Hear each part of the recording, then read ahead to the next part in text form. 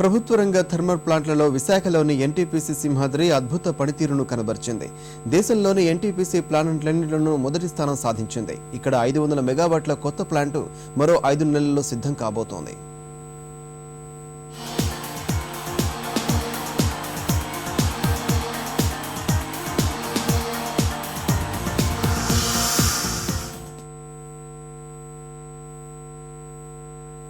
విశాఖలోని Simhadri NTPC thermal plant కిందటి ఆర్థిక సంవత్సరం అద్భుత పనితీరును కనబరిచింది.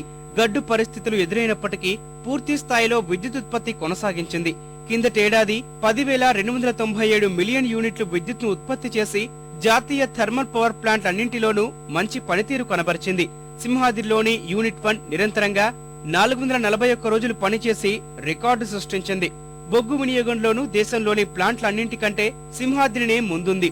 కిందటేడాది తెలంగాణ సమ్మె కారణంగా సింగరేణి నుంచి కొన్ని రోజులు బొగ్గు సరఫరా నిలిచిపోవడంతో ఆ ప్రభావం ఉత్పత్తిపై పడిందని ఎన్టీపీసీ వర్గాలు తెలిపాయి. కిందటి ఆర్థిక సంవత్సరంలో plant 92% plant loading factor PLF సాధించింది. సింహాద్రి విస్తరణలో భాగమైన 4వ యూనిట్ ఈ సెప్టెంబర్లో వాణిజ్యపరమైన ఉత్పత్తి ప్రారంభించనుంది. ఇప్పటి వరకు సింహాద్రి మొదటి దశలోని 2 యూనిట్ల నుంచి 1000 మెగావాట్ల విద్యుత్ పూర్తిగా రాష్ట్రానికే కేటాయించారు. రెండో స్టేజ్లోని 3, 4 యూనిట్ల నుంచి వచ్చే 1000 మెగావాట్లను దక్షిణాది రాష్ట్రాలన్నింటికీ కేటాయించనున్నారు. ఈ ప్లాంట్ ద్వారా వచ్చే పూర్తి విద్యుత్ ను మనకే కేటాయించాలని ప్రభుత్వం కోరుతోంది. That is even not in NTPC hands because third and fourth unit, the power will be delivered ultimately as per Gadgil formula. That means all the 4 southern states will have some share in this as per the Gadgil formula. So if AP wants the full power, they have to take it up with the central government. Probably now with the units which are presently coming, the home state is given 50%.